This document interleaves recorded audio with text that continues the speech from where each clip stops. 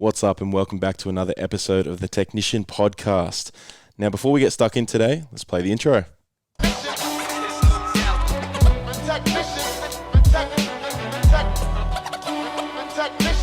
I love that intro. That's great. Now, I'd love to introduce back my good friend and I would say probably the best women's coach in Australia, Shannon. Oh, Trav, all the feels. I got you. So I know people are excited about this one, Shan, because the first one we did was nuts. It was next level, and I'm so friggin' excited to be back. Agreed. And I'd love to touch on, obviously, what you've been up to lately. We'll start off with just to see what your journey's been in the last... When did we do it? It was 6 months ago or so? Yeah.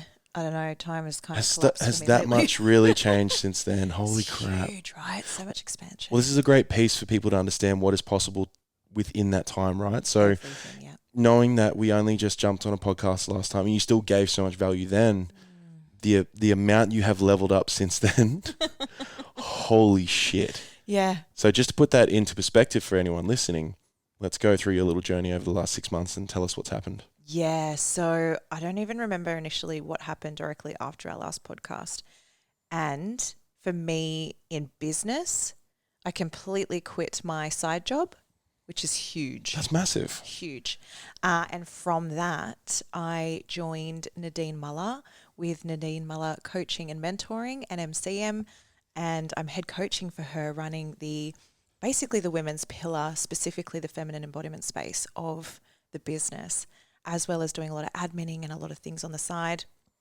And from that, like the growth and expansion is huge. The business is skyrocketing. We've got a team of, I think we're up to like 10 or 12, including the VAs. It's huge, like huge, and beyond anything I ever even dreamt was what possible for me in this amount of time. Like 6 months. 6 months. 6 months. And like I've moved house, which that was a thing. And I've traveled. Got your eye fixed? More traveling. I freaking had my eye surgery. I still like, whoa.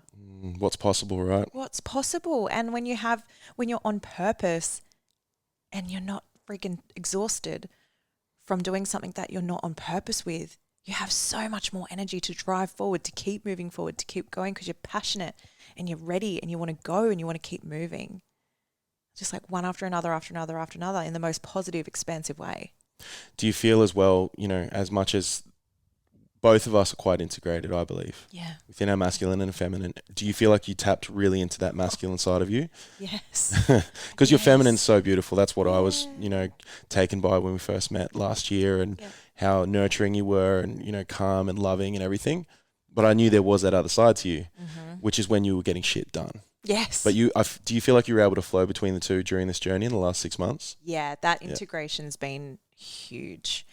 I did my feminine journey, reawakening my feminine, reintegrating my feminine when we met, and put my masculine to the side because I hadn't fully integrated that part of myself.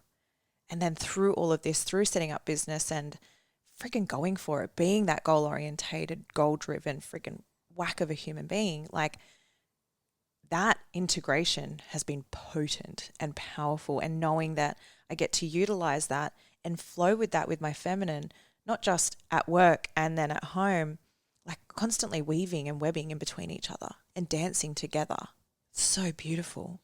There's a visual for all the visual learners out there. Yeah. So for people, to anyone that's a big kinesthetic, to feel that, how have you felt during this time? What a feeling. We're both big Ks. Big Ks. Yeah. And for anyone who doesn't make sense of the terminology kinesthetic, it's a representational system within the body. So there can be visual, auditory, kinesthetic, which is full feelings, and then the beautiful inner dialogue of the AD. Old AD. Those overthinkings, right? Yep. So kinesthetic is myself and Trav, big fat Ks. We feel everything. And our driving force in life, we feel our way through life. We feel our way through decisions and movings and how we process things. So for me in this time, my feelings, like when I feel moments of I'll start with like a sadness, for example, it processes through my body so quickly. Like if I have a moment of like maybe I might grieve a part of my past, right? which is perfectly normal and acceptable to do that, it's such a quick moment of like, oh my gosh, there was maybe this person at one point and like, oh, yeah, okay, cool. And then I'm like, oh, I'm actually really grateful for that. And then I get flooded with so much happiness. So my feelings are so integrated and excited. I get so friggin' excited with every moment, everything that I experience, even in the negative things. Knowing that the negative things actually aren't bad. It might be removing something that isn't meant for me anymore, or putting me on a path of things that is meant for me, putting me further into my greatness, even though it might not feel like it at the time. And that's exciting. That like anxiousness and those beautiful butterflies that happen within the belly, they're not negative to me anymore. That's anticipation of something changing, of something new being birthed. Like a beautiful butterfly literally is that change, that cocooning into that beautiful big butterfly that takes off, right? So that anticipation, that feeling, I lean into that. Which that's a big one. In the past, I freaking hid from it. I was scared of it. Most people do. Yeah. You know, and that's, I know, using some words from Liz, which has been so imperative to me in the last even couple of weeks, those moments can be expansive. Yes. And those imprints in our timeline can be so expansive for us in the present now, knowing that you're able to choose how it affects you, right? Being at cause at all times. And the cause and effect aspect of learning that through NLP, I feel for me has been really expansive in itself. Yes. And I'm sure you're someone who's taken that too. So could we go into that a little bit so people understand what the whole cause and effect is? Yes. It's the universal law. Everyone knows the universal law of attraction, right? When The Secret came out and everyone was like, oh, the law of attraction, focus on what you want, you will get it. There's also quite a few other universal laws. One of them is the law of cause and effect. And when we are at effect of our lives, we believe that life is happening to us. And when we're at cause of our lives and owning everything, knowing that we are at cause of it all, life is happening for us. The power of that for you, the listener, is knowing that then you are in control of so much more in your life. Because if you're at cause of, say, your partner cheating on you, not saying it's okay that that happened, obviously, but knowing that you can then control your feelings moving forward and how you can move through that. Because you're saying, okay, well, maybe I didn't do something in the relationship to get us to a point where she or he wasn't going to get to that point. And sometimes you can't control that because you can't control other people, right? And though you can control how you deal with it, how you choose to navigate through that. Yeah, that's huge. Being at cause, you have that power of yourself. Oof. So, knowing what because I know now people are going to be like, where did they learn this? Clearly a big portion of why you are now where you are in this last 6 months is thanks to a little word, NLP. Yeah, NLP practitioner training. Well, a group of words, obviously. Yeah, NLP with Elizabeth Ann Walker on the Gold Coast. So that room, that woman, her team changed my life. And it's interesting. I have done similar trainings in the past, and none of those compare to what Liz delivers in that room. I agree. It's now that I've had the chance to experience it as well. You know, once you first left that room, what did you feel shifted the most for you? Oh my! Everything.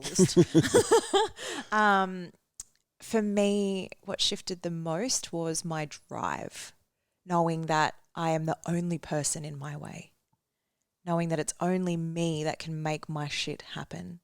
And what I got out of that room was that drive, that knowing. I suppose coming back to that cause and effect is huge, right? Like, I'm fucking at cause of everything I'm doing, and that room delivered that so solidly. And when I came out, not only did it give me a structure and a business and, you know, the things to go forth and do it, it completely shifted my mindset, completely shifted even my work with feminine embodiment and sensuality, sexuality. Even that, like, my mindset around that and who I chose to portray myself as in that space completely shifted. Do you feel other people felt that too? Oh, yeah. Yeah. I felt it. Yeah. You know, and it wasn't even in an in-person experience. I could feel it from the Sunshine Coast. Yeah. An energetic feeling is like, dude, what has just happened? Yeah. And this, you know, going back to mine and Dane's podcast last week, Nadine felt outside of the room when he did the parts integration. Yeah. Babe, what just happened? Literally, yes. So Nadine and Dane, who are the head honchos of Nadine Muller Coaching and Mentoring, literally Nadine sent Dane a message, and like I saw it. He showed me, and it was like, what just happened? And it was after one of his massive breakthroughs. Like, you feel it. Yeah, and you know, for anyone wanting to experience that or know what that is, I walked into this room, this prac, which was what, 3 years ago now. Gosh, was like it 2 weeks ago? Yeah. So, what I felt and experienced, even when we were driving there, right? I told you about. So Shannon and I were driving there. I stayed at Shan and Abby's all week. Shout out to these two because they're amazing. And driving in there on the Gold Coast Highway, we were just chatting. And I was excited. I was a little bit nervous for the first time in ages. Yeah. But I remember just talking to Shan, and I looked to the left. Oh, that's right. And all I saw out of all those signs, rewired. Yes. How the fuck does that happen? Yeah, literally. I know how it happens because it's showing me, obviously, I'm about to come into something that I'm supposed to be at. And all the numbers. We kept seeing 777, 222, 444. Then the snake talk when we got there, and the dreams. Laura, you know, she saw 2 cobras. Yes. And then the first person we meet is Fletch with a big cobra on his neck. Yes. Right, and then the Carl Jungian, you know, the snake theory and just everything. And that in itself is a whole story. I'm going to do a whole podcast episode on it. Yeah, so, but for anyone listening, the reason I'm bringing this up, what had happened leading up to NLP, I was sick for 8 weeks. Yeah. I was literally broken down into the point where, as we said, like we want to reword it and be like, I was leveled up in a way, I feel. Yeah, had a DNA upgrade. Yeah, DNA upgrade. So it was just, you know, reforming things within my genetic makeup to prepare me for what was about to happen and what is happening right now. Yes. It is nuts. I feel like I'm having that at the moment too. I've been going through some gut stuff. Gotcha. Yeah.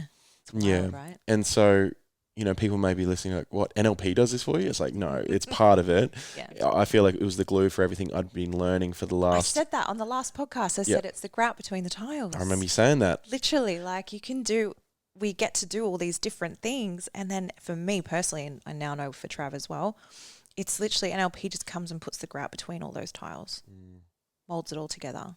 And you don't have to... foundation. I don't feel like you have to be wanting to be a coach or anything. No. Like this could be for everyone. Yes. It just helps you deal with your shit. Yes. And how much shit is there in the world right now? So much shit. And this is a thing too, it's been coming up a lot in our group programs recently, is a lot of the women are saying, you know, like, oh, external is happening here and external is happening there, and I've got something happening externally here.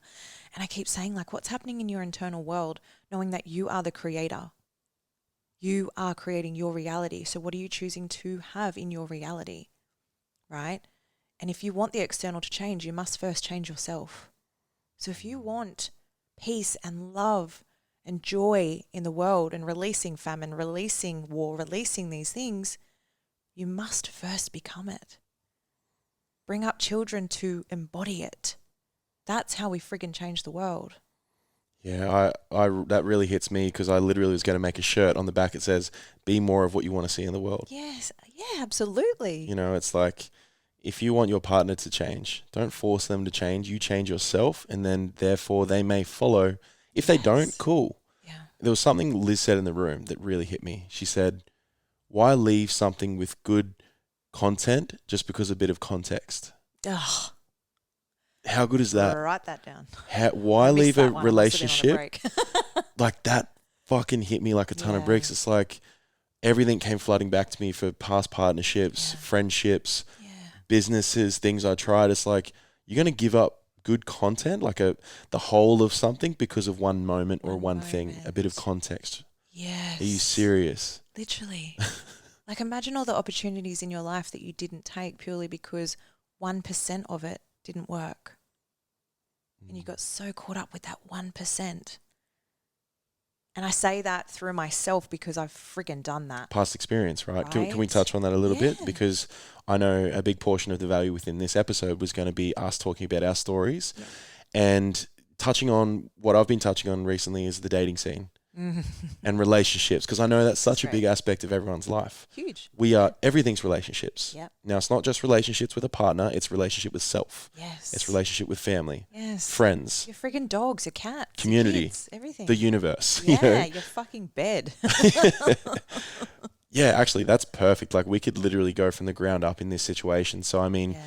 touching on your relationship, not only with yourself and how you've come to the point where you're at now, what are some things you've learned through that story? I have learned that I can see people so clearly now because I see myself so clearly. Like, people say, like, oh, how can you tell that that person's XYZ? And I'm like, because I see it. I see myself. I can see even like negative parts or I say negative, and though, it's a label. I see parts of people that aren't maybe not integrated, or, it's a better way of putting it. And I'm like, I see it because that was me at this time in my life. And I know that. I see that. And I changed that and I became something else. And I can recognize it in someone else, knowing that everyone that I see is a mirror of me, whether it's a past mirror, current mirror, or something I'm projecting myself into the future. Right? And I see myself fucking clearly. Take that in for a second, because that in itself is life-changing advice. Yeah. When you can look in the mirror, and I've had a past Dating advice big time. Number one. Yeah. See yourself first before you can see what you want in another, or allowing them to see what they want to see in you. So it's like they can only like you, love you, and take you for what you are unless you are ready to do that first yourself. Yep. And I said this to someone recently who's a good friend. I've known her for many years, and that one line of someone can only love you at the degree you love yourself. Yep. She somehow had never heard that. I thought that was quite common knowledge, but this wording is obviously pretty rare. Yeah. We don't get taught these things, which, it would be amazing if they did, but... And it also is like when people are ready to hear it. Of course. Yeah. Yeah. Something gets to the point where they end up talking to someone like us. Yeah. And things land. Like, I remember when I first did prac and everything landed for me, and then I did master prac, and then I came back to assist, and there were some things that were said and I was like, whoa, where was that in my prac?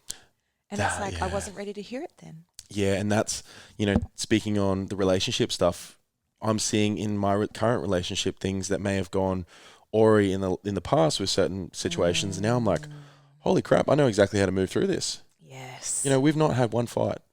We've had little like chats, like healthy conflict is what I like to call it. Yeah. So if there's something that I'm feeling that she may have projected onto me, not in a bad way, but just like, babe, like I feel like you're doing so much work. Are you going to be okay? And this. And I'm like, yeah, I'm fine. Yeah. I'm actually great because I'm on purpose and it feels freaking awesome. Yeah. Go forth. Yep. And then something I said in, which is going to be a story today in the Heart-Led Warriors story, it was around something I heard in a podcast was, if we're not speaking our truth and telling people exactly what we're thinking, feeling towards them, what we may be projecting on others, you are convicting them of a crime they're not even aware they've committed. Yeah. Oh. Can we say that one again? Just say that again. By you not speaking your truth towards, say, a family member, a friend, or partner, whatever, you are convicting them of a crime they're not aware they've committed. Right? So let that land. I got goosebumps saying that again. I know. My whole body, I'm just like, So if you're in a workplace and Sharon is pissing you off, Sharon. but it's because of something that she's just done her whole life and she's not aware of it, and it's a blind spot for her. Yes. Unless you voice it, she's going to continue to piss you off. Yep. Because you're choosing to let her piss you off. Yes. Why not voice it to her? It may bring up awkward conversation, but awkward conversation leads to such beautiful conversation. 100%. And leaning into it, like this happens with my roommate and I a lot in the past, where like one of us would say, oh, you do blah, blah, blah. And then the other one would be like, oh, fuck, I didn't even realize I did that. Right. Do I say that? Like, oh, shit. And it's like, bring it to people's awareness in a beautiful, loving way. Yeah, there's a certain way to approach it. Take a breath before you do it. Yes, yeah. Breath is so important, I believe, in so many different situations, because I do it all the time. Yeah. It's like, before we start a podcast, take a few breaths to get in sync. Yeah. We did a full breath session with Dan Polder with his episode last week. No, this week. Yeah. Holy crap. And it's like, just take a deep breath. And you hear it all the time. It might be cliche, but honestly, it'll help you in so many situations. Yeah. For example, you're working at a job. You've been working your ass off, doing all the extra hours because you want a promotion or you feel like you're worthy of more money. Yes. Voice that. Yes. Otherwise, the more you suppress that and repress that, you then have this hatred towards your boss, and they're like, Oh, I didn't even know you wanted to raise. Literally, and let that land for a second, right? Is taking up space is a huge thing that we talk about in our group programs as well. Is like we encourage women to take up space, ask for what you want, knowing that no one is a mind reader. Absolutely no one is a mind reader. And if you're thinking it and you want it, you're going to keep stewing over it and bringing your energy down by not asking for what you want. Take up space. This is your life. This is your opportunity to live. Take up space. Ask for what you want, because the worst that can happen is someone says no, and that's really not that bad. Oh my God, I'm loving this subject so much. I just had like 5 different ideas pop up. So let's break it down. So number 1, taking up space. I love it because I watched a lovely young woman during our ECT process. Yeah.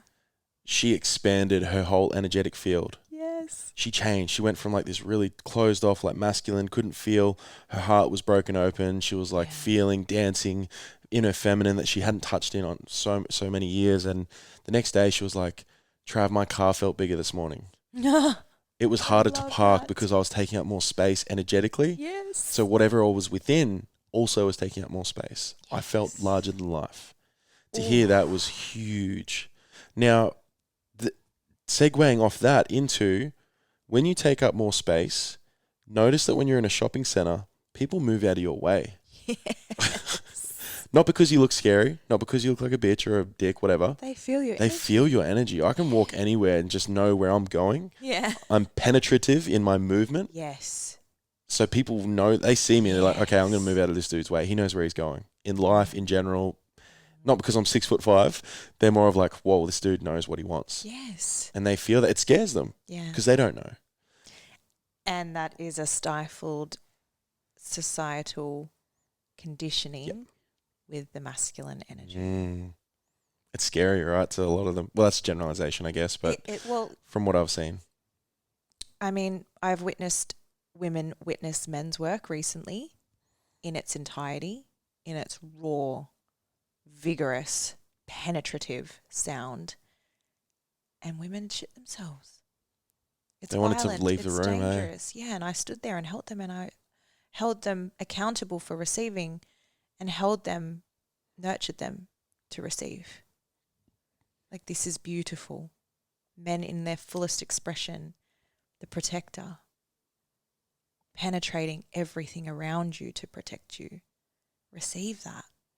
And so, like, your energy when you walk through shopping centers and you notice people notice that, they're so unconsciously scared of it. Mm-hmm. You see that. That is the perfect way to explain it. Yeah. They're just programmed to do that. Yes. It's you have an unconscious, indoctrinated, systematic belief that when someone is like that, you move out of the way. Yes. Not, I want that. Me, I'm like, hi. Excuse me, King. Yeah, literally. Daddy. Hi. Have a great day. And it gets to a point, right, where I look back in times where I was in a shopping center, right, and I'm in an aisle, and I might be taking up space, but not in the good way. I'll be like, oh, sorry. It's like, bro, don't say sorry for fucking living. Yes. Don't say sorry for just existing in a space that is shared. And something just really landed for me then is how often when we bump into people and we say sorry, right? Imagine if you bumped into someone and that happens to be the love of your life. And you've just said sorry to them. That's pushing it away, right? It's pushing it away, right? Like, what if you go like, oh, hello. Yeah, have a conversation. Didn't see you there. How's your day going? I like your shirt. Right? Like, must have been unconsciously attracted to your shoes. Like, notice something about them and give them a compliment. It's fun when you have those conversations. Great. Abby and I were walking through Pack Fair not too long ago, and this woman walked through. She looked like she was fresh out of the Matrix. Like, she was this beautiful, tiny, mousy looking woman, like stunning, not what I expected in the outfit she was wearing. She had these tight black pants with pointy toe black boots and a big black trench coat. And I was like, girl, you look fucking amazing. And she was like, oh, thank you. And like really just taken aback that I'd like pulled her aside and just been like, oh, you queen. And it's like, how often do people do that? Like, what if you did that once a day as part of your routine? Here's a visual for everyone listening and for yourself, abs. Mm-hmm. What I just saw then intuitively when we have those conversations, we go like this. We go, reach behind their head, grab the plug, Oh, we yes. take it out. It's I like, and unplugged then her that day. yes, I love that. you unplugged her. I did. You had the Matrix moment where that big thing just gets pulled out of their head, and they're taken out of this whole like thing that's been created, and they can actually have a human connection. Yes. I'm literally having this like my whole body's like, oh my God. I can Like, see. I'm like, like literally like there's this woman doing the simulator thing, walking through the shop, doing life, da da da da da da. And I've just literally gone like, Through the power of words. ah, thank you. That made me feel really great. I love that. Right? Like Yeah. that is cool. And that's knowing you have the ability to do that for someone every single day. That in itself I feel like that's something that's never been said before. Not do something nice for someone. Yeah. Hey, go unplug someone from the Matrix for a few seconds. Yes. like take them out of the simulator. Yeah. Like Just say, you look beautiful. Everyone listening, how often are you doing simulator life every day? Your routines, being in your head, doing the things, doing this, being a human doing. Like, how often do you just stop, unplug yourself from the Matrix and be a human being? I'm picturing Sims now, where they're like, yes. Bop, bop, bop, bop, bop. And you're like, literally, and sometimes you get told to have sex. Yeah. Like, Oh, we're supposed to have sex tonight, babe. 2 minutes, let's go. Fuck off. Yeah. Yeah. That's a great segue. So talking about what you want and telling your partner what you want sexually, that is important. Communicate, going full circle with the mind reader thing. Partners aren't mind readers. Okay, so this is my personal belief. I see that a lot of cheating comes from you not expressing how you truly want to live your fantasies out. Yep. Now, not a lot of them will be able to be experienced, and that's okay, but you voice them. Yes. You didn't suppress them. Give them a voice. Right? Yeah. And then they're not suppressed in your body, which then make you normally, not a generalization, I've just seen it multiple times, do some stupid shit. Yeah. Right? So speak to your partner. Be like, babe, I want to have sex while you wear one sock on your left foot. So great. This happens. And it's, I can really speak into this because I do come from a few abusive relationships. I've had a couple of them. And the last one specifically, a lot of cheating, a lot. And the whole learning of cause and effect and how I was at cause of that, and also being at cause of the choice that I chose to stay in that for a bit longer than what I should have, knowing what he did. That's huge. When I can look back, I honestly can look back, and I challenge everyone listening, right? Where can you look back and go, I was abused, I was cheated on, I was this, I was that? Where can you look back and go, like, what was I doing at that time? And how was I accepting that at that time?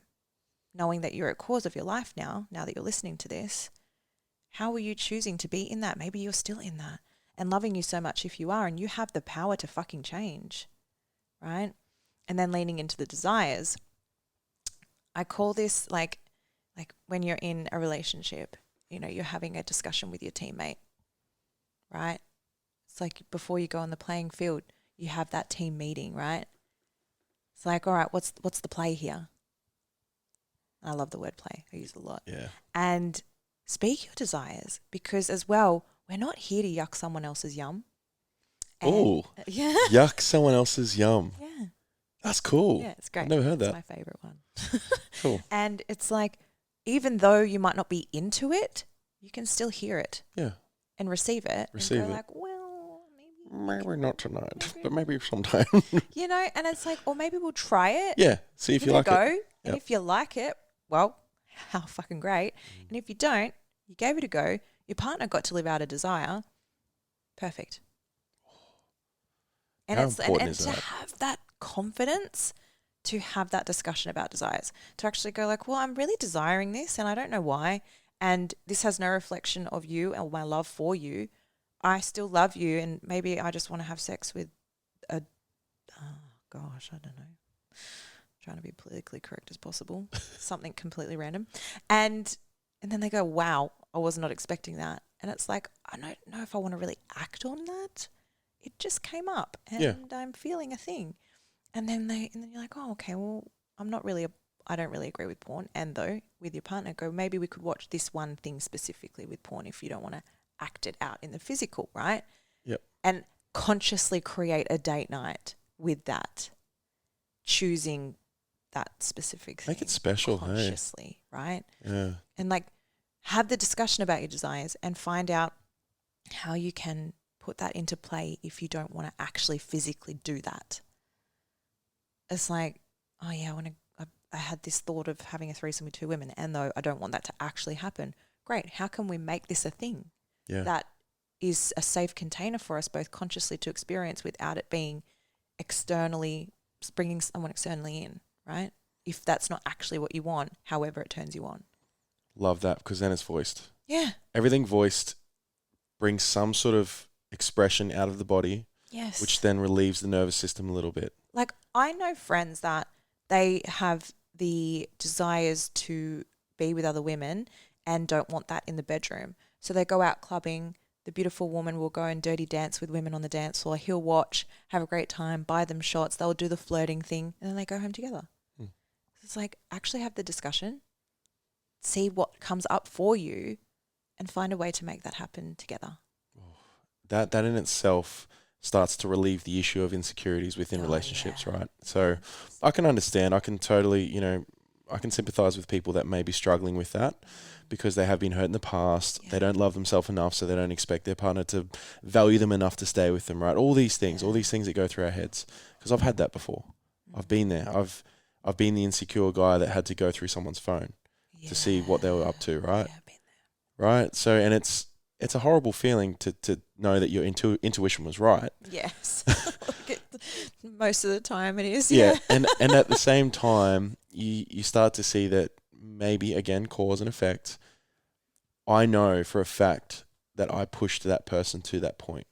Yeah. And like bringing it back to communication too, I wonder if, and for me in the past, I wish I did this, if I go like, oh, I don't want to search their phone, I feel like they're doing something. If you actually just said to them, I'm about to search your phone. Yes. This came up for me. There's something not right. Yep. We need to have a discussion. And I need you to be honest with me, knowing that it's better for you to be honest with me right now than for me to find out something later, knowing that I had the urge to search your phone. Yep. Right? And then you have the conversation. Maybe they were thinking about going down this path because of this, because of the way you said something the other day, and holy crap, a conversation just saved a whole relationship from some context that was going to ruin the content. Context. Context and content. Yeah, wow. I like that. So that's, I mean, again, that could be a whole podcast by itself, but I feel like right now we are smashing this, dude. We're 30 minutes in. We talked about so many things. That 30 minutes is going to give so much value. It's not even funny, but coming off the back of, the relationship stuff, I really want to focus on that because knowing that was a good knuckle crack. Thank you. I heard that in it was like getting prepared. So knowing that in the past, we've obviously both had our downfalls within that, but that have allowed us to be now. I call them upfalls. I like that. Yeah, because it's like it was shit, and it freaking propelled me into. You learned something. Yeah. It's a learning. Or it's not a failing. Something that I shouldn't have had anymore. Yep. So I know you're going to call in some absolute king very, very soon. He's on his way. Yeah. Maybe he'll be listening to this right now. Can you talk into that a little bit about how you not manifest your perfect partner or whatever, but speak a little bit into how you can actually attract what you want into your life? Well, let's go. Law of attraction. We're going there. So become who you want to be with, and knowing like when we speak into the masculine and feminine energies, and how Trav was saying how I've been leaning into my masculine recently, well, more recently, is when you integrate these and you know what you love, what you don't like, sexually, intimately, within your home, within your habits, within all of the things, and you can actually sit down and go, oh, all right, this is I'm going to write a list. I love this, this, this. I love a beautiful, conscious person who absolutely knows what they're doing in life. And when they have those moments of downfall, they know that it's personal development time. They know that they get to reach out, maybe get a coach, maybe do this. And they're so consciously aware that even in the downfall times, they can pick themselves up. I love the people that are intimate, that love beyond measure, right? That absolutely go through life with passion in absolutely everything they do and they touch. I love people who are healthy, who look after their bodies, who are deeply passionate about the earth and about animals. And, then you go, oh, these are all the things that I love in people. Great. There's my man list or my woman list. Write your top 20 and fucking become that list. Become the energetic match of that list. Or being the feminine version of it or the masculine version of it. And then that person will come to you in the energetic form. And I did 12 months of knowing exactly who that man is, and though not wanting to have any romance in my life at those points. And I met Trav, met Jacob, met a couple of beautiful men who are my best fucking friends, and they are the men on my list. And now in the last couple of months, I'm like, okay, it's time to do the romantic thing. And now I know it's like I am surrounded by these beautiful divine men, these men that do match me, and I have this energetic match who are my best fucking friends. And now I know the romantic one is coming. That whole section just there. I just coached. We'll clip that. Yeah, we'll clip that. That goes to show, speaking on that for a sec, coaching. Yeah. That just there, guys, men, women, whoever is listening, that is what you get when you get a coach. I just took something from that. Yay. I'm sure you did, but this is why we do what we do. Yeah. This is why it is beneficial, can be beneficial, to have someone to share something with you that they've learned through years of learnings, up levels, up falls, so you don't have to go through it. You pay a bit of money for it. You invest, in yourself. Yes. You invest in yourself, which you've probably never done in your entire life. But I'm telling you what, as soon as you put that deposit in, that $200, whatever it is, your unconscious mind goes, holy shit. Forward. Yep. Everything changes. Yeah. That's where it changes. This is why I know a lot of people project this whole, coaching's so expensive. Is it? Compared to what? It's an investment on your life. Yeah. And there is no greater investment. Do you know how much love and energy goes into that? Yeah. I know the amount of effort I put into my clients is next to none. It's literally next level. So I know my worth. Yeah. I know what people are going to invest into me and into themselves. Absolutely. And I'm sure you're the same. Yeah, so it's like 100%. Knowing that people could literally have everything they want because we've lived this life. What are you now, 33? 33. 33 years old, right? And you've lived that whole entire life. I feel like I've lived like 3 lives. Right, we've got past life regression stuff. I guarantee I would. And I fucking was an Aztec 2 weeks ago. That was, wow. Have you done a podcast on that yet? No. I've spoken about it a little bit, yeah. But I want to go full detail about I was literally reliving an experience of a past life. I was speaking some ancient language. Yeah, I did at Master Prac, and I can't even talk about it. Geez, Master Prac soon, hey? 2 weeks. 2 weeks. Yeah. So, we've lived these lives. We've done the work on ourselves to move through so much of the unconscious programming, the pain, the trauma, you might call it. And so we're at this point. Like when you get a coach, like a relationship or a friend or anything, you find the energetic match for you. You get that mirror, and your coach probably experienced exactly what you're experiencing years before, right? And it's trusting that you're aligned with someone who's been there and done it and can help you move on from XYZ. I said my metaphor for it was there is a village being attacked by a big dragon, and they needed someone to slay this dragon. These 2 warriors show up. The first one is young-looking, shiny new armor, doesn't really look too sure of himself. And there's this big guy next to him. This armor's all shredded. He's got scars everywhere. He looks kind of fucked up, but he also knows what he's doing, right? Yeah. Who do you think they picked to slay the dragon? So I know in myself, I'll speak for myself in this moment, I've lived 1,000 lives.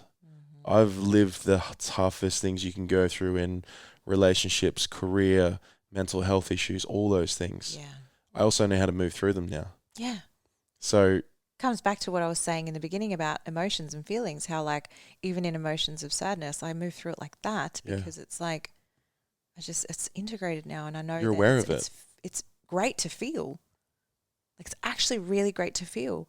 And most of the time when we allow ourselves to feel things in the moment that they come up, it takes like 5 minutes. Whereas if you suppress it and suppress it and suppress it, yeah, whatever, one day it explodes and it becomes some catastrophizing situation. Yep. And I can sit here and agree that in the past I've looked at this sort of stuff and thought that's bullshit. There's no way you can change someone's life in 6 weeks, 8 weeks, whatever, right? Yes. Now I'm here, I'm like, oh, my life was changed in 7 days. Yeah. You know, Legit. so it is possible from my experience. Yes. There are going to be people that are going to sit on the sideline and say, oh, you can't go out at this and do this and change people's lives and Like, can't you?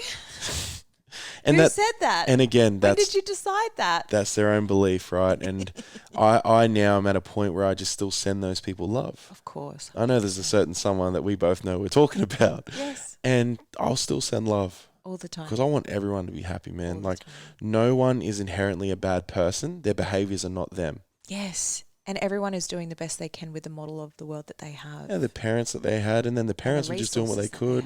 Yeah. The peers they had, the environment will trump will at all times. 100%. You know, I could be me, but if I'm in a horrible environment, good luck me trying to get out of that. You become the top 5 people you hang around, right? Yeah, sitting at the right tables. This is the tables. If I could talk into that for a second, you know, with what you've achieved in your lifetime now, did you find that the more you moved to the tables you wanted to be at, that's when things really shifted? Oh my gosh, I have moved tables so many times. I feel like I'm like a pro table shifting. Yeah. And this is a metaphor. So the table being the people that you're hanging around, the choices that you're choosing in those moments, right? So even like I remember the first time I had my biggest table shift was when I was, I think, like 16 or 17. And my whole world blew up, and everybody that I was at the table with at the time, it was really dark. It was in my drug addict years of my life, and it was just a very dark, dank, awful experience, right? And I kind of had no choice but to change tables. It was kind of like forced upon me, and it happened. And within a couple of weeks, I had a completely different group of friends, a much smaller group of friends. And then from that, like, everything changed, and it was so beautiful. Like, I started to slowly get out of the partying scene. I started to travel and work and save money a lot more. I started to get out and live my life and not sit in a garage every weekend taking pills, right? That one was profound. And I say that confidently, knowing that, like, we live in a world where a lot of people do take drugs, and some people just do it once every 6 to 12 months and have a bender, and that's enough for them. And there are a lot of people out there who are on the party scene every single weekend, and that was me. And that table shift for me was huge. And then from that, like, I've lived in 5 different states of the country, and every time I've moved state, I've changed tables. And each time I've changed tables, I've leveled up more in business, more in my personal life, more with getting out and experiencing the world. And then when I walked into that room with Elizabeth Ann Walker, and this whole table thing came out, and I was like, oh shit, yeah, I've done that quite a lot, right? And then was presented with this whole new thing of like, well, I'm at this table now, and I've been there for a really fucking long time, and it's really not serving me. And then I was like, oh, okay, yeah, cool, what's happening again? We're on. It's another table change. And here I am in Nadine's business, coaching hundreds of women, changing lives, creating impact, freaking going for it, making a great amount of money, investing in myself. Also, I have a coach too, knowing that I'm leveling up while helping others level up on the staircase below me too. And the table is solid. Very. And from what I took in that experience too was that it's okay to also come back to the other tables if you'd like. Yes. You don't have to just leave your friends you've known for 15 years, etc. There's still, if there's good people in your life, it doesn't mean you can't still incorporate your life into theirs. It's just that you might not be able to see them as much as often as you'd like, right? Exactly, yes. That's what I'm seeing now is that, yeah, let's celebrate for a moment that I am part of the team too. And I know, Trav's at the table. Yeah, these two beautiful women in this room right now, my best friends. I'm in the same business with them, with Nadine and Dane and the rest of the team. And Abby's filming, just FYI. yeah, just so you know She's who got else is in some here, not camera just some equipment. random. And, you know, for us three, having built a beautiful relationship before this even happened, for us to now be in the same business is just wild, beautiful. Trav. Yeah. I would never have thought that day when I met you that we would be This is where it'd be leading. I know. Hasn't even been 12 months. Has not been 12 months. That's in December 6th or something it was, the first We've got ripple. an anniversary. Oh, what are we going to do for it? I don't know what we're going to do for our anniversary. Should I share my now love for money instead of my shame? Yes. Which means I'll take you out for dinner. Yes. I'll shout. Yeah. $300-400. Let's do it. Let's do it. Let's do it. And that's, you know, and just for some context for that, guys, the first time I met Shan was at the Ripple Effect last year. Our first event. Yeah. She walked through those doors. I was like, man, I've known this chick. For some reason I know her. Literally, that's how it felt. And then I had my experience in the war pit, the masculine container, where I uncovered something in me that I knew was always there. I just didn't know I could use it off the football field. So beautiful. And then we all had to go sit down in front of the women opposite a woman and share our biggest shame in our life. For me, I was crying like crazy because money has always been my biggest shame. I've never had it. I've never known how to make it. I've never respected it. In the past. And now it's like, no, it's easy. It flows to me. I make it easy. Yeah. And this business in itself, again, we segue into that. I'm at a table where I'm having to level up. Even though I've leveled up like crazy, this is just sending me, and people are seeing that. Yeah. They're seeing what's happening right now. It's a daily thing. Yeah, literally. It's just every day. It's a whole new level. And the beauty of it, right? Let's all speak a little bit into this as well, just because this could be for business, relationships, yourself, whatever you're trying to achieve. I watched during a team meeting last week. There was a few issues that came up that was sorted within 40 minutes. Literally. Because we just got called for what was wrong. Yes. No one What whinged wasn't about working. it. What wasn't working, Yeah. which was minor things but there was just no, there was full responsibility. Which is bound to happen in business. 100%. Right? Let's be real. Anyone listening who has a business, things will come up. Growing stuff, right? Getting the systems right. This business is incredible. Like, don't get me wrong. Like, this was a very minor thing, and when it was brought up, there was all full responsibility taken. Yes. It was a conversation had, solutions were brought to the table, and we moved through it. Yep. That's why I know this team is going to take over the world, and it already is. Yeah. And it's that too, like when things are brought up, like where are you choosing to be triggered by it instead of finding the solution for it?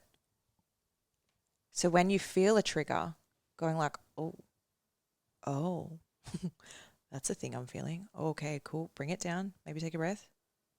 Okay, what can I do to change that? Ask for help. You know, for me in that moment, I was like, okay, so what can we do to make that easier or to change this? It's like ask questions. And if this is within yourself, you can do this on your own. Sit there with yourself, journal it.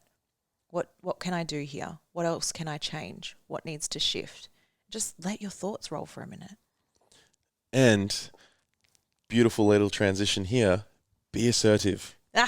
Yes. If you truly believe, if someone's calling you out on something, that you are doing the right thing, stand in that. Stand in your power, because you don't have to be a yes man or woman the whole time either. You know, like there's been moments where someone's called me on something, and now because I am assertive with my word and my beliefs, I'm like, okay, I hear you. I'll take that on, but I also don't believe that's true. Yeah. You know, like. That's like, you can literally say to people, I hear you. Allow them to be heard. Yep. Because sometimes people do just also need to be heard. Respect their view of the world. And then go, okay, cool. I don't agree with that. And thank you. I hear you.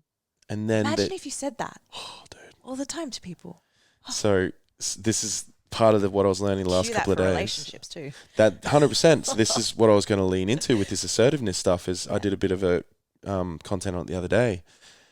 This could be as small as, right? Really absorb this one, the listener. You're at a restaurant. Let's picture this. Yep. The sound, the feel, the look. You're at a restaurant with your partner. It's really lovely. There's candles out. It's quiet because it's like a ritzy restaurant. Candles lit. Yeah, you're feeling good. The love is in the air. You guys order your food. And let's get that. Cling. Cheers. So, honey, how's your week been? What's been happening? Oh, my God. That's so glad we're having dinner together. Yeah, how beautiful is this? We're being So present. nice, Yeah. Oh, I wonder when the dinner's going to come out. Oh, wait, there's a waiter now. He's really nice before. Cool. Mm-hmm. Oh, yours looks nice. I start chopping into mine. Oh, it's a bit rare. Oh, it's a bit cold, actually.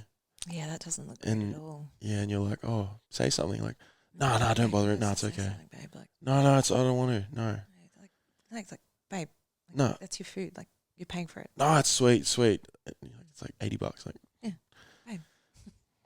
That not saying anything about that tiny thing, that repressed thought and feeling, that builds straight away. Oh, yeah. That resentment, not only towards the waiter, the chef, that restaurant, to your partner, to yourself. Yep. And that just compounds. And it can ruin your night. Literally. Because you can then keep talking about it later. Right. Bitching to each other about it. Yeah. Can't believe we paid so much. Yeah. I'm going to tell such and such about it. So fucked. What would have happened in that situation if you go, dude, my steak sucks? Yeah. Like, I'm paying you money to do this. But obviously you can say it in a kind way. Like, just be like, go, oh, can I actually get this a bit more medium? Like, I don't eat steak anymore. I forget what they're called. Yeah, medium rare, whatever. Yeah, that thing. Heat it up a little bit, yeah. And that's, I get the whole, like, don't piss off the chefs or whatever. That's not pissing the chef off. They didn't do their job right. So it's these little moments where when you pay for a service or you're just a human and you deserve decency in certain situations, speak your truth. Take up space. Be assertive. Ask for what you want. That little learning lesson during NLP, holy crap. Ask for what you want. We could have been stuck in that room for someone hours. To ask you because it won't happen. Yeah. When you have that thought in your mind, we literally spoke about this morning in the car. When you have that moment, lands in your head, go, oh, that's a thought. Oh, that's a thing I want. I'm going to send that message right now. Action. Bang. Imperfect action.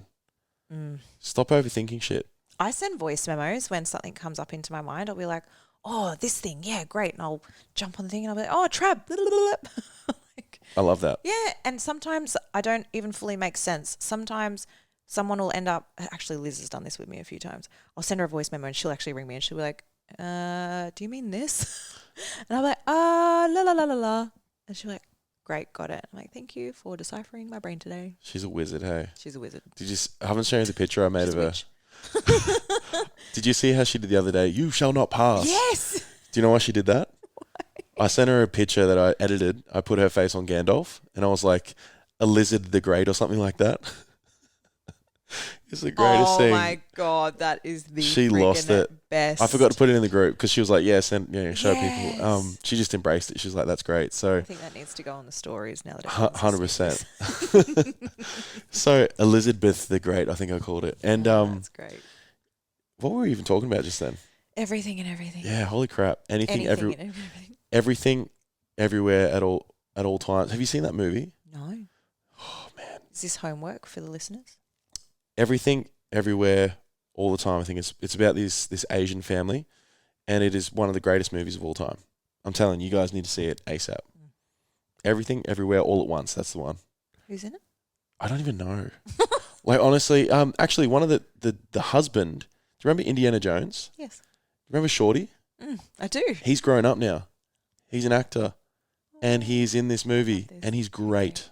All right, so everyone listening. Everything, everywhere, all at once. And your it will change your fucking life. Okay, great. It's about different realities. Quantum. Everything's happening everywhere, all at once, right? Drop the Q word on the podcast. Quantum. We just quantum leaped. Yeah. It's like it's these movies, it's these documentaries, it's these podcasts, it's podcasts like this that expand your awareness to what's actually possible. It opens up your neurology, right? And knowing, like, I'm going full circle with everything here, going back to what I said before about the first time I went in prac, heard certain things, and it wasn't until I was assisting when it actually landed for me. Is that, like, knowing that your neurology is constantly expanding like the universe. Your mind and your body is a physical representation of the universe, and you're expanding. So trust, if something didn't land for you then, it will land for you eventually. And I just realized that what I've just said then is perfect for the metaphor I've used recently, where that movie I just recommended, right? Mm-hmm. I loved it. Yeah. Maybe some people watch it won't like it. Yeah.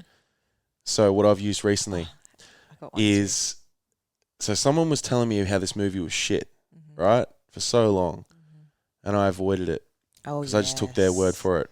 Yes. And then I watched it finally and I was like, oh my God, this is amazing. Great. Yes. Same thing happened with Liz. Yes. I was listening to the projections she was copying, which I've talked to her about. You know, she knows she cops these. Yeah. And I was like, why was I listening to everyone else? Yes. I got in that room and was like, holy crap, I love this woman. It's a thing, right? It's actually a thing.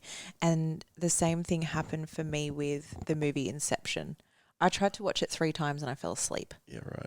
And then years later, I watched it again and I was like, holy fuck. And I'm like, I was ready to receive that. That's big. And Yeah. that is a learning piece in itself. It's that, so this is something I came up with when I was talking to Todd one day. Todd and I have some very deep conversations, as anyone could imagine that knows Todd Jarrett. Toddy. And I remember saying, I've learned that I can take it in, but I don't have to take it on. Oof. I don't have to take it on, but I can take it in, just to reverberate that. So take in something that someone's told you, but you do not have to take it on. You are not at the, like, people are going to be saying things about certain people, certain things, certain ways of living, whatever. Yeah. That's their view of the world. Yeah. Respect it. Yes. But also, if you want to try it for yourself, just put the hat on for 5 minutes and see how it feels. right? Have you received any like negative projections in the last? Yes. Okay. Yeah, I had one client in particular who signed on with me and we were doing 8 weeks and I think we got to week 5. And then she challenged me with a few things and then just completely disappeared. I still haven't heard from her to this day. And she has spoken to a friend of mine and written off not just me, but the whole coaching community. And for me, that I kind of, I think it's really great because I see it as like she's drawn her sword. Yeah, right? she's actually learned something. Actually decided, nah, this isn't for fucking me, and she's drawn her sword on me and the coaching community. Not saying that, like, she's done it in a very unintegrated way. However, a lot of the stuff with her was she didn't know how to remove crap people from her life. So not only did she remove crap people from her life, she removed pretty much everything from her life, right? And so in a good and a bad way, it was really exciting for me to watch her do that because I was like, look, she's being assertive. Yeah. She's like stepping up and she's claiming herself. And though hopefully eventually she'll step back into that self-development space and go like, oh yeah, cool. So the work gets to continue. I've seen that. Now, so I've now being in the coaching community, I've heard some stories because you want to hear everything, right? Course, to learn. Yeah. And everyone's going to experience it. Yeah, whether 100%. you're a coach or not. I've heard of people literally paying the whole like amount for the whole time and then they just ghost. Yeah, that's a thing. I don't know what that's. I still haven't figured that one out because there's like not even any feedback whatsoever. Something just came up to me. They did the work, but they didn't. Yeah. By paying it, they felt like they did it. Yes. So they felt better for us. I paid for it, so I've done it. Yes. I reckon that's what it is. A few Instagram messages back and forth. I'm healed. Right? I've done the work. Cool. Yeah. I can go tell Shelley, who was forcing me to do it, I've done it. And that's probably a thing too, if you're feeling pressured into making a decision. This isn't just about coaching. This is about anything buying a fridge. Yeah. Right? You know, you could be pressured into doing a certain thing and then you're not actually invested in it. So that's a huge one. How many people buy useless shit to feel better for a second? Well, let's talk about that, right? Like talking about investing in a coach. How many people invest in takeaway food, clubbing, alcohol, drugs? Like a new car to feel better for a second. Oh, yeah. There's $30,000 they just dropped on something that they think is going to help them. Projection of mine too. Look, I want a new car, right? Yeah, but for different reasons, yeah. Yes. It's when you buy a car to fill that space and that void in you, which is actually that childhood trauma that's causing you to be a certain way in this life. The new clothes, the new shoes, the new handbag. The new partner. Oh, the new partners. Oh, I feel better. I've got someone. Yeah. They're holding me at effect. I love the full circles constantly happening through this podcast. Jesus, It's just like full circle of cause and effect, full circle of assertiveness, full circle of a little bit of relationship dumps. And there's authority behind what we're saying because we've both done 99% This of these literally things. speaks from my past projections. Yeah. Like, yeah. Yeah. So we're not sitting here just judging everyone else for these things. It's more of coming from a Again, personal experience. Not here to yuck someone else's yum, right? Yeah. There is absolutely zero judgment speaking about these things so openly and confidently and calling everyone to action, because it's like we hold the whole world to its highest projection. And to level up, you got to stop feeding the bullshit. Oh, it just made me realize what I've just done in the recent 3 or 4 weeks is that I literally 12 months ago would never invest in any of this stuff, right? Yeah. I just dropped 10K plus on different investments into myself. That was a high five that just happened, by the way. Right. So now these are payment plans. Yeah. I didn't have the out, which I will. Yes. It's coming very quickly. But I was just like, yeah, I'll make this happen. Mm-hmm. And then I get some help from these Asking incredible for what humans. you want, right. So making it happen. yeah. And it just, you can put it out there to source, creator, God, universe, whatever you guys want to call it. Just speak it into existence. Speak it into existence. One thing I hear a lot of people say, because I'm talking about goals and dreams and whatever, 2 very different things, by the way, is, and this is why I'm about to say this, I'll have people, I think of some awesome stuff. Okay, have you written it down? No, I don't need to. Oh, what does it mean if you write it down? Does it become real then? Like, no, I'm just really good at remembering. Oh, okay, cool, sweet. So it's like they're avoiding actually seeing this thing on a piece of paper. Yep. And like, oh fuck, I might actually have to go after this. Yeah, and you know what? I have a memory like an elephant, and I write everything down. Absolutely everything. It becomes a real thing.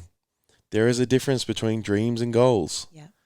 Dreams are things that you think of that you want to do. They're these big dreams. I have dreams, but then the goals to get towards that dream is what I'm creating on a piece of paper. Yes. So my dream, manifesting, mapping that across from me using that within looking for a man or a woman in your life. Map that across with Trav right now. Yeah. You know, like my dream when I was, like 20 years old was to have this life where, no, it would have been 2 years ago. That video I put up where I'm vlogging for the first time ever. Yes. And I'm like, oh, this is the life. Do whatever you want anytime. I guess you got to be interested to do that shit. I don't know if I can do that. Just the language, the voice, the everything. Look at me now 2 years later. I'm doing everything I wanted. Yeah. I've got everything, but I still want more. Yeah, because the unconscious mind is always searching and seeking more. And the more that we accept that and know that that is actually okay, the more we'll go like, oh, well, I'm going to go blow $100 here, $1,000 there, 10K there, 100K there. Let's talk about money for a sec. Please. Now, this is not financial advice. This is just our personal experiences and what's shifted for us. So for me personally, for someone who has never really had money in the past, now it's flowing. Yep. And that is what money is. It's energy. Currency. It flows. So anyone that's sitting there saying you have a number, I need $30,000 in the bank to feel safe. I like emergency funds. They make sense. You got to be smart with it, obviously. Yeah. But at the same time, if you're just sitting back waiting for things to happen and just holding all this money and saving for a rainy day, what do you think that money's going to get used on? You're literally going to create a rainy day moment. Yes. Where the car's going to break down. Yes. And that 5K that you had sitting there. You're going to break a leg and have some time off work. Right? You will call in what you want. Yes. What you think and focus on is what you will get. Yes. So if you're focusing on, I want to wake up and go have brekkie at the Social Brew at Burleigh and spend $35 on a really lovely breakfast that someone else cooked. Go do it. Go do it. Yeah. Right? Like, yes. Money is currency, right? It's that constant ebb and flow in and out cycle. Yep. So if you're holding it, you're blocking yourself from receiving more and from living and experiencing. And if you allow that currency to flow and move and ebb and flow and keep going, you're inviting it in. You're in flow with your currency. You're in flow with your life. It feels freaking great. Mm-hmm. And invest it in yourself, in stocks, in whatever it might be, in a coach. Like I 100%, like right now I have amazing mentors around me, so I haven't really had to invest in a specific coach, but maybe I'll invest in a business coach. My next one is like investments. Yep. A coach to help me invest in investments. And build that wealth. Yeah, build my wealth, right? Because for me, like I do not make sense of that at all. Yep. And so having someone on my team to help me create my portfolio and do all those things, that's my next investment. And you don't have to then spend the next 5 years learning it. Someone else did it to tell you in 6 weeks. Someone will tell me. Mm-hmm. There are people to do that. Yeah, so for me, and look, guys, we're not sitting here trying to sell you our services, by the way, or anyone to get a coach. Like speaking from experience. This is just what's happening in our lives. Yeah, literally. We're watching. I've watched I've had so many coaches for so many different like stages of my life. Yeah, literally. I had my first coach was a spirituality coach. Then I got a male life coach because I was healing my wounding from men, and I was like, well, what better way to do that than with a life coach who is a man? And then I had, I've had business coaches, life coaches, I've had mentors, feminine coaches, womb healing coaches. Like, I've had plenty. Have you ever had a yoni mapping done? Yes. Yeah. Someone I know had that done recently. Yeah. And she said it was the most epic thing ever. Yeah, it's beautiful. So there's these things people don't even know about, right? I know. Everyone will be like, what the freak is yoni mapping? Also, what is a yoni? Let's speak into that for a sec. Mm-hmm. Can you vulva. Yeah, there you go. And a vulva is what is commonly known as a vagina. However, the vagina is actually specifically the vaginal opening, the hole, whereas the entire area of that body is the vulva. And can you speak into why why women obviously would want to do that? Oh, why wouldn't you want to know your favorite part of your body? Mm-hmm. That's my biggest thing. Yep. And because we have become so disconnected from that area of our bodies, and also going a little bit further from yoni mapping is yoni de-armoring. Like muscles in our shoulders or our quads or wherever, when we train or go through trauma or trip over anything at all, and our muscles get cramped, tight, sore, stiff, any of those things. And what do? We go to a physio, we get a, what's that massage called? The deep tissue massage. All these things to help release those muscles. And what is inside the vagina? Muscles. Right? And so when we do the mapping and we learn about our yoni, we learn about all of those areas in the body, and then we de-armor, which is a form of deep tissue massage to help release the muscles inside the vagina. That's cool.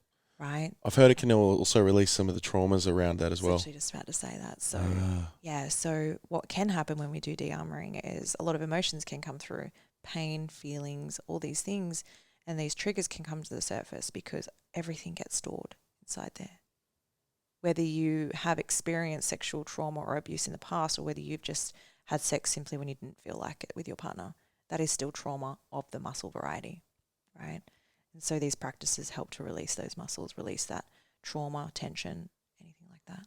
So for women, it's really freaking healthy to learn about your vulva, to learn how it works, to learn about the womb, to learn about your moon time and all these things, and also to do the physical form of de-armoring as well, which you can do yourself.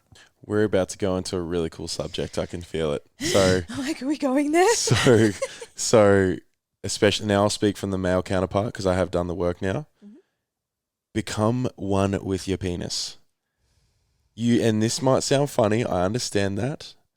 In the past, I probably would have had a giggle, but this is real, guys. Like, to the men or the man listening, because I want to speak as if it's an individual listener to each person. Mm-hmm. Speak to it. Mm-hmm. It's another brain for a reason. Mm-hmm. When you're not connected to it, it will do its own thing. It will control you. Become best mates with it. Yep. Right? Like, have this bond where it's like, brother, like, we got this. Let's do this. You know, we're gonna do this tonight. We're gonna be like this tonight. We're gonna be a certain way. Let's look after you. Yes. I'll give you some self-love. You know, proper self-love, not just jerking it off for 30 seconds. Exactly. It's like, get to know it, get to feel it, get to really understand it, because once you do, you will actually take control over your life, because sexual transmutation into your general life is huge. If you don't know what that is, harnessing your sexual energy and putting into business, the way you carry yourself. Yes. I've noticed when I was single for those 2 months, 3 months. That was a great time. We talked a lot on the phone that time. Right. So I was learning so much, and thanks to my mate calling me out and telling me to go on like a 1 month of no masturbation, no porn, all those things, right? During that time, what I noticed is that women will actually be able to tell when you are not doing those things. Yes. It's like they have this sense that you're like this guy that doesn't do little boy shit. Yes. They can just see this powerful like man walking around that controls himself. Yeah. His intention is not to just sleep with every woman. You can meet people, you can have coffee with women and not want to sleep with them. Where the penetrative energy becomes so integrated that you're not penetrating with your sexuality, you're penetrating with your whole embodiment of energy. Women can see it in your eyes. Yes. They'll know when you're looking them up and down or just sexually looking at them. So, and that's why, and that's why I believe I'm able to be best friends with a lot of women. Yes. Because my intentions are pure. I just love the energy of women, the feminine. I've been in my feminine my whole life. Yeah. But now it's very polarizing for a lot of my female friends because I have stepped into my masculine. Yeah. So I went to dinner with a friend the other week down here at the Loose Moose. Yep. Well, everyone knows who it is now, as Elise.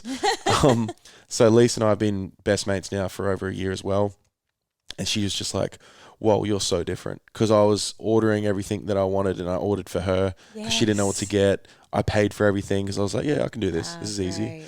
So it was a moment of empowerment for me. And can I just say for the women listening, like that collective sigh, the release of your shoulders and that feeling like listening to a man say, I did this, I did that, I chose this, I stepped in and paid for that. How great does that feel in your body right now? That is how you step into your feminine and allow the masculine to step up. And just know that you obviously don't have to sit there and expect your man to pay for everything all the time. No. But every once in a while, if he offers to take you to dinner that you didn't have to think about and he pays and he says, hey, put on this nice dress, that is okay. Yeah. That's actually, I would say, almost a must in a relationship. Yes. You know, allow him to choose. Yeah, right. And it's okay. Like, this is why I've got such a beautiful relationship now. And, you know, she surrenders because she's allowed to. Yes. She feels safe in her own home, in her own body, in her own energy because I allow that. Yes. I am on my mission. This is my number one, my mission to change the world and just by being me. This is something I realized last night in my masterclass. Someone said it where they are not being outside themselves. Oh, James O'Connor. Yeah. So I've become good mates with him recently and he did this incredible post about his journey right now because he's injured again. Oh. And he said what had happened is that he put himself outside himself and say that his purpose was him. His purpose is him internally. Yes. By being you is your purpose. Yes. So you're not putting something externally outside of yourself. You're just being the person you are supposed to be. You're being who you were born to be and you're doing the things that are you, which then in turn is then reflecting out into the world, into the community. They're feeling your energy. Yes. And they're following along and changing because you are doing that yourself. Yeah, and bringing that full circle to how that started with Trav talking about his sexual energy. Yes, that is exactly everything that he just went on a tangent with right now is exactly what that sexual energy can do when you remove that leakiness. And this goes to women too, right? Like women, desensitize yourself from vibrators. Stop watching porn. Allow yourself to be so embodied and within yourself that you can utilize that sexual energy in your business, in your life. Because women can be leaky too. That neediness, right, of that wounded feminine. It's a thing. And men attachment. Men feel it. Like, and I speak to the woman listening right now that is like, you know, oh, when I go and I try and date men, it only goes to the first date, maybe the second, and that's it. Where are you being in your leaky, needy energy? Where are you choosing to not be integrated in your own sexuality? And allowing that leakiness to be so full on in your energy that the man gets to the first date, second date, and then That's it. Doesn't go any further. And I friggin' say that so solidly and confidently because I was that in the past too. Here's one I know that's going to hit a few women.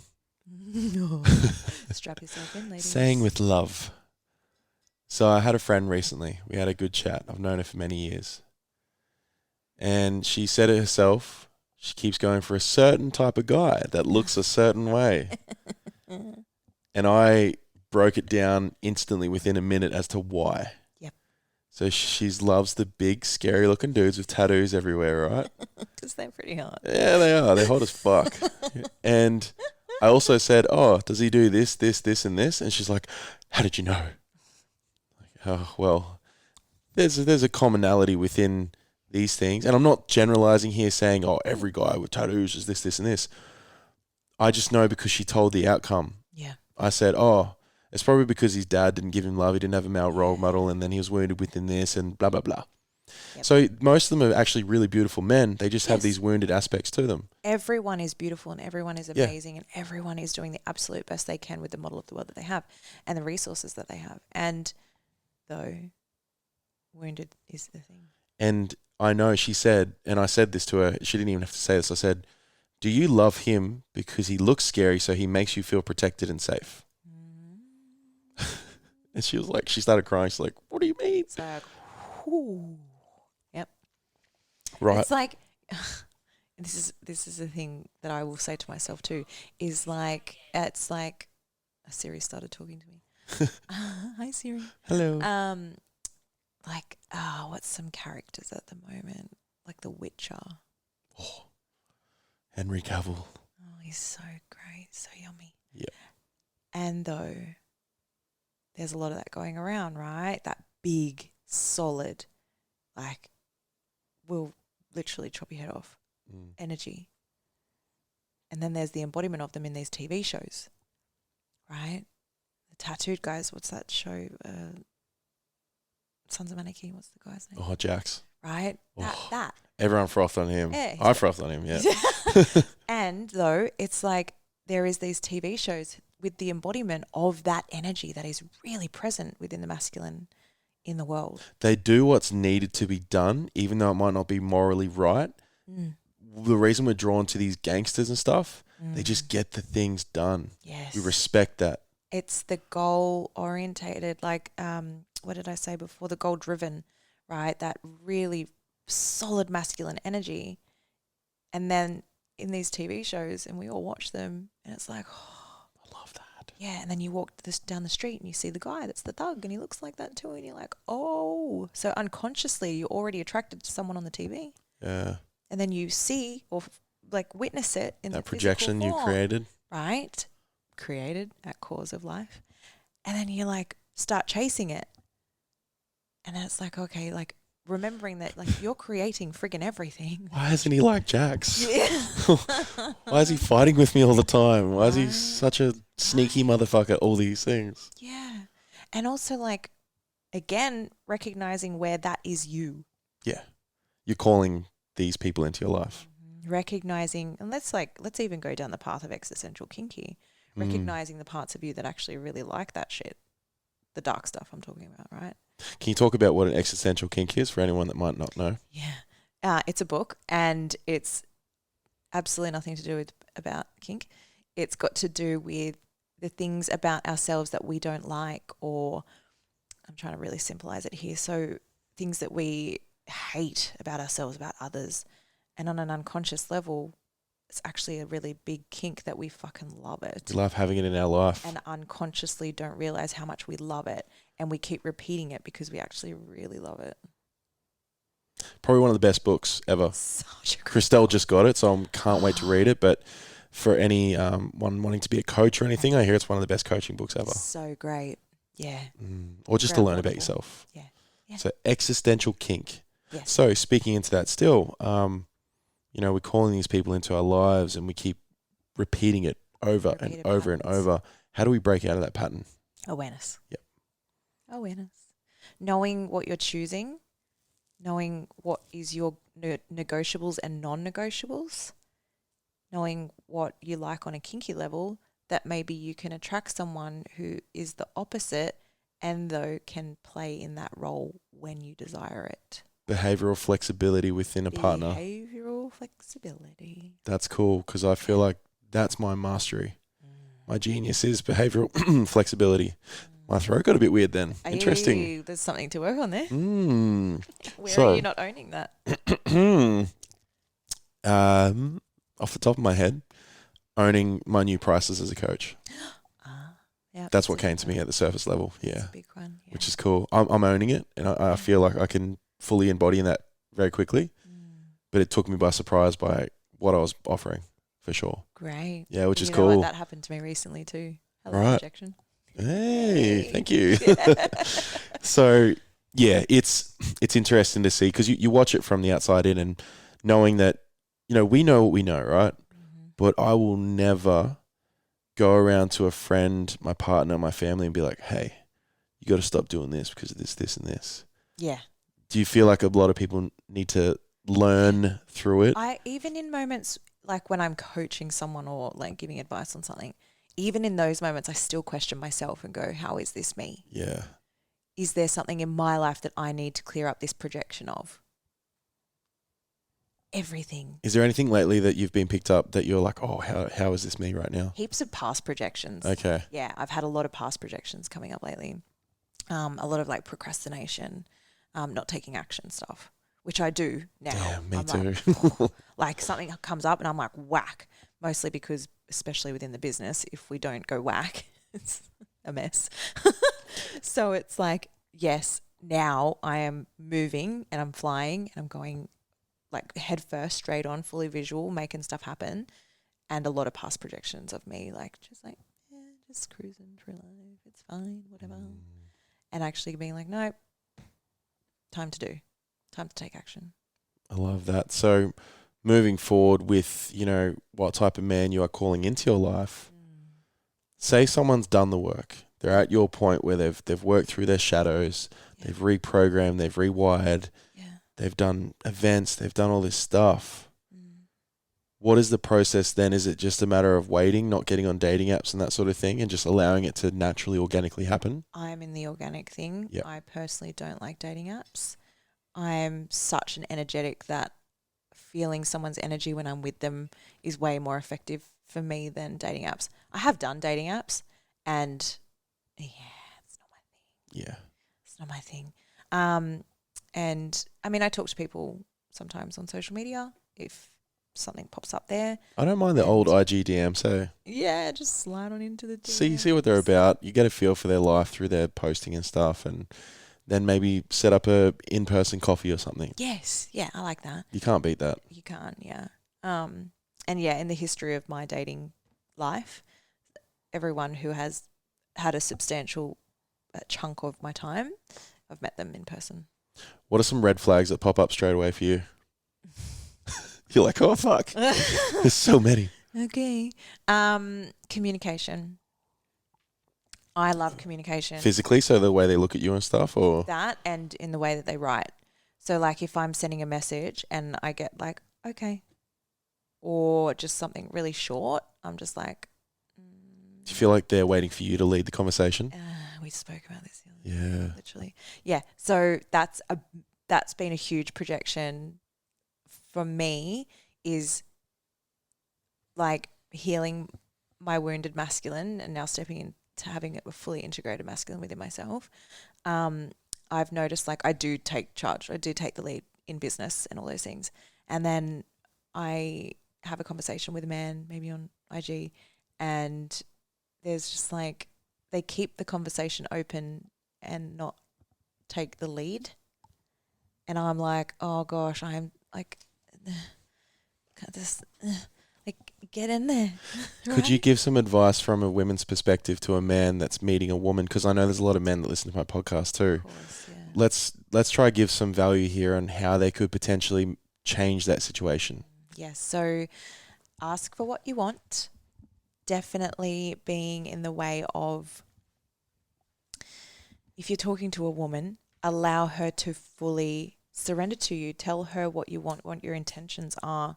Like, leaving someone guessing doesn't feel great for anyone. It doesn't feel nice to have to wonder what someone's intentions are.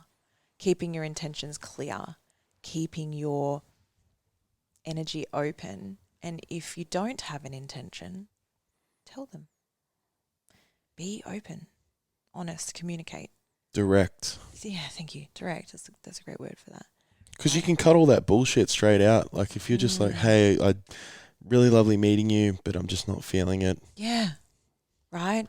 It's just like, oh, I really love that you've reached out, and though I'm good, have a great day. Yeah. Right? You get that initial. I had a really great experience yesterday and this morning. I had a guy on my IG, and he sort of a roundabout way was being flirtatious. And I just was like, I literally sent a voice memo, and I was like, you can just say this direct to me, because I could see what was happening. He went like big circle, right? And I was like, I just straight up called it how it was. And I was like, that you can just like land in my DMs and just tell me what you want right now. Like, slide on in, my friend. What do you mean? What do you mean? You can do that? Right? What the fuck? And I was like, just slide on in, right? And applauding this particular person, because he then sent me a voice memo this morning and was like, let me redo that. I'm going to have another crack at that. And then the next voice memo came in, and it was direct, to the point. This is what I want. Please do this for me. I respect that. Oh, and me, I'm like, okay, sir. Cool. Right? So any of the men listening that are keen on Shan, just do that. That's so great. So and also have some fun with it. I feel like there's a lot of fun. Everyone's too serious in this game. And send voice memos. Yeah, get a feel for what the voice is like. Fucking text. What's with that? Why are people scared to send a voice message to each other? I don't know. I'm 33, and the bulk of my dating life from when I was 15 to like whatever old I was, we didn't have messenger and voice memos and video calling, and like there was literally just like you picked up the phone and called, and texting wasn't as big. Like, we did have texting at that time. So and slow. Though it's slow. You just call up, or you would send a text and go like, I'm going to pick you up at this time. Yeah, cool. See you then. Right. So the last sort of 10 years have been like so different, specifically the last 5. Like, I don't know what it is. Like, I send voice memos all the time. You can hear the tone of my voice. You can hear my intention. Like, I could send a text and be like, okay, great, no worries. And it's literally just, okay, great, no worries. Yeah. Or I can go like, okay, great, no worries. That's huge. Knowing the tonality to it. Mm-hmm. That's everything. Have you watched Key and Peele? No. Fuck, there's this. I'm gonna have to chuck this up. I'll cut this in as real. Basically, it's like they're both wanting to go out, right? And one's sending a message like, hey man, you still keen to meet up? And he's like, yeah, I guess that's cool. Like, but he's saying there's like, yeah, I guess that's cool. Yes. But he's getting the message like, yeah, I guess that's cool. Do you even fucking care? Yes. And it's this, and it builds and builds and builds, and it gets to a point where he rocks up with a baseball bat at the club, like, let's go. And he's like, and the guy's sitting there like, hey man. Oh. Right. Like, there's this whole context behind something where it's like, you couldn't hear the tone. You didn't know like how I was feeling about it. So it's like in relationship when like maybe one of the people in the relationship will send this like, I love you. I just want to let you know that I'm thinking of you and I really appreciate you, and da da da da, right? And then the person responding can go like, oh, I love you too. Yeah. And then it's like, oh, do you even care? Is that it? Why don't you love me as much as I love you? And literally, and then like when you hear the voice, it'd be like, I love you too. Like so much. And sometimes just that would be like, I don't even have the words to express the depth of the love that I can give you. So I love you too. Let that sink in. Wow. Right?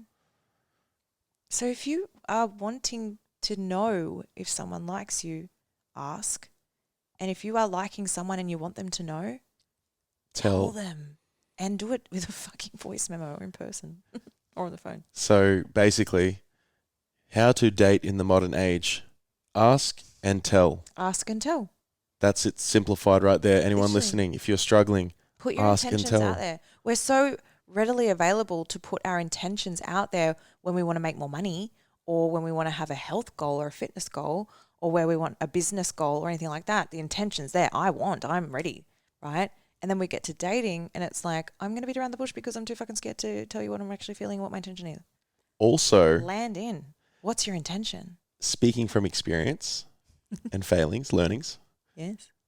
do not go straight into sex. Don't sexualize everything. I still remember your words. I did say that. Yeah. And I know you've said that to a few friends. And it's like, respect the intentions behind it. It may get to that point, but don't allow that to be the main portion of why you're speaking to this person, male or female. Get to know each other. Yes. It's not because you're going to live with them for the rest of your life or become soulmates or whatever. Just get to know them. Can you imagine, right, if I wasn't fully integrated and I met you and the beautiful men that I've had in the last couple of years that I'm such best friends with. Could you imagine if I wasn't integrated and we just had sex and that was it, right? This wouldn't be happening. Literally wouldn't be happening. Because that just goes out the window. It goes out the window. You know, there's so many women that don't know how to be friends with men because they think that their value is like that. Yes. And then exactly the men to the women, it's like, oh, I guess I'm supposed to sleep with her. Yeah. You know, oh, she's beautiful, I'm going to sleep with her. It's like there's so much mixed up in that, knowing that we could have beautiful relationships with men and women together as friends. And the beauty in that is that we can be nurtured in both energies. Yes. So I spoke to a woman this morning in DMs where she's had this horrible situation with an ex-partner, this big burly man that looks like me. Same size and everything, right? Same voice, tonality. Oh, wow. And I said, well, it'd be great to work with me because I'd be able to help heal those wounds around that person. Exactly. Right? So it's like knowing that there can be so much healing and be friends with the opposite sex and you don't have to sleep with them or be partners with them. Yes. It could be helping your life so much. Literally, like going again another full circle back to when I said one of my first coaches was a man for me to heal the wounding that I had with men, right? Like choose someone who triggers you. Ooh, that's cool. Guess what the main words were in Rewire to Lockie? Lockie just triggered me. Oh, yes. It's the thing. Right. Like you're going to get the most growth out of someone who triggers you. Yep. Yeah, because they're triggering something in you that potentially needs some sort of work on. Yeah. I know Lockie triggered the fuck out of me when I first started working with him. Now he's one of my best mates because he helped me grow so much. Yeah. He called me on so much bullshit. Yep. He then did a lot of ECT to work through some stuff. Emotional change technique. I would say that I'm now at this point, and ECT, guys, goes back to Elizabeth Ann Walker. It's NLP, guys. Yep, she was the one that created that. Another full circle. Yeah, like he did that for me, and that allowed me. He held me accountable. He called me out for the things I was doing that I wasn't, or the things that I should be doing that I wasn't doing. Yeah. Which led to me getting into that room, which led to me now having this incredible opportunity with you guys and Dane and Nadine and the team, and me finally being able to make money by being triggered for a bit. Yep. And it was such a small amount of time because you just leaned straight into it. You were like, all right, well, I'm fucking here. I'm going to do it. And it lasted a millisecond in a lifetime. Literally. It was like 2 months. Yeah. Like, think about that. Like, let that land. Like, you can choose to allow these triggers to be a millisecond of your life, or you can choose to let it go on for 10 years till, this is another thing. The fucking feather, the brick in the truck, right? Oof, like, are you going to, you'll get lots of tickles of the feather, and then one day you'll get a brick thrown at you, and this is metaphorically speaking, and do you listen to the brick? If you keep ignoring the feathers, will you listen to the brick? Or are you going to wait for that truck, knowing that the truck is usually the end of the line? Have you been hit by the truck in the last 12 months? For me, having my breast implants removed, that was the truck for me. Yeah. Like in the physical, felt like I was dying. Yeah. And I ignored my body. That was a solid 5 years of ignoring the signs. Yeah. And we've both had a friend recently do the same, right? And look at how much she's healed. Yeah. Like, and knowing that the truck, like, it can mean the end of the line, meaning the end of your life. Like, and that is really something to think about. So when you're constantly having something whacking you in the face, telling you not to do something or to move in a different direction, and you keep ignoring it, like, how is that going to affect you later? Something Lockie says a lot, which I love, is you need to test the edges to nourish the center. I really liked that. I don't know if he came up with that by himself or heard it from somewhere, but that really hit me because it's like, all I've done is test the edges for the last 2 years. Yes. I just did a masterclass last night, which I've never done by myself before. Yeah. It's the first time I've been scared in a long time. Yeah. I know I've got value to give, but I was worried, would anyone show up? Yes. Would people pay $100 to come and listen to me talk for 2 hours? Was I going to be able to fill 2 hours full of content and value? Absolutely. We're on 1 hour and 35 right now. Right. Like it's easy. Yeah. But in my mind, those little self-doubts did come in. Yeah. But they were very minor. Yeah. And they moved very quickly. Yes. And guess what happened by me doing a 2-hour masterclass? I now have something that I can do anytime I want that takes 2 hours of my time, and it's a wage. Yes. And it's giving value. And you're literally creating impact and changing lives. Those 7 people that rocked up, right? Every single one of them wanted to start a podcast or create some personal branding. Yes. I gave them everything that I've done. And I'm creating a huge email to send out to all 7 of them. Yeah, great. Right? So it's so like, much impact. And I want to do that more often. And that was $100?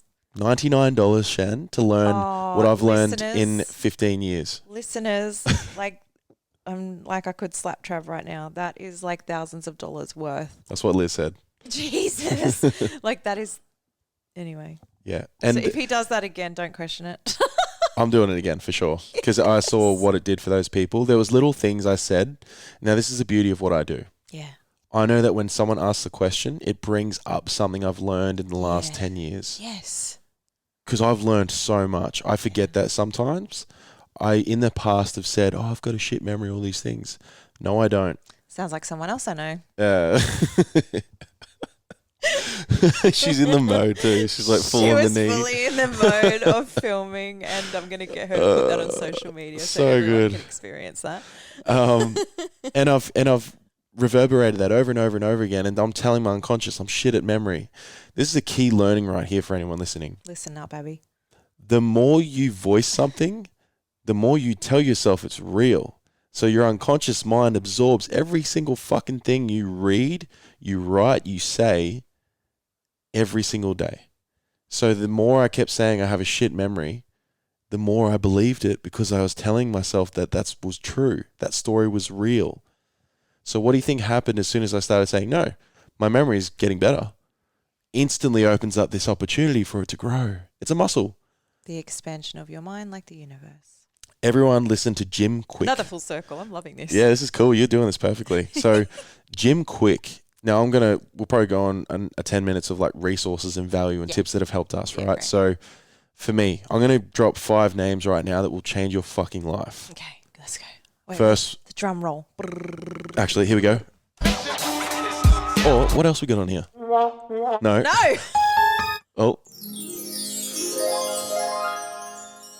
How to change your life with the technician and Shannon Hotez. I love this. This is great. Yeah, so, 5 people that will change your life by listening to their content, I believe. Yeah. Gary Vaynerchuk. Oof. Now, the reason Gary V's so good is he's very simple. He puts shit in simple terms. He's like, do the things. Be consistent. You will win. If that's one learning you take from him and myself, fucking take that. Mm-hmm. Next one, Tom Bilyeu. Oh, I don't know this one. So Tom Bilyeu has impact theory. Oh. The greatest, I believe, YouTube channel that exists. It brought me out of my darkest time in my life. So I listened to his episodes over and over and over again when I was in a really dark time, and just some of the episodes I listened to like 10 times to really let it hit in, because there's one episode that I mentioned to the guys last night. Garen Jones, so his story, I'll tell this exact story. Garen Jones within Impact Theory with Tom Bilyeu was one of the coolest stories. Now, Garen Jones is one of the biggest names in men's work now, right? But if you see his story, he goes, one day he's at the petrol station, he's just like, God, whatever, I want to give up. I'm fucking over it. Like, I've had enough. Just kill me. Like, show me a sign. Show me a sign. Show me a sign. And what do you think happens? Yep. This homeless good dude walks up to him, right, asking for money. And Garen goes, sorry, man, you've probably got more money than I do right now. Like, Garen was living out of his car, all these things. And this guy was saying something over and over again. He's going, change your mindset, change your life. Change your mindset, change your life. Oh. I just got goosebumps saying that because when I heard that in the car, I still remember to this day, I was driving to Rebel at Kiwana from home out at Woodford. Yeah. And when I heard those words, I know it seems really simple, but it just hit me. Change your mindset, change your life. It's literally that simple. It is. And I realized it that day. And that's when everything shifted. Yeah. And that was 6 years ago. That's when the self-development stuff started. That's when I went really deep. And it was because of Tom Bilyeu's impact theory, listening to these incredible people.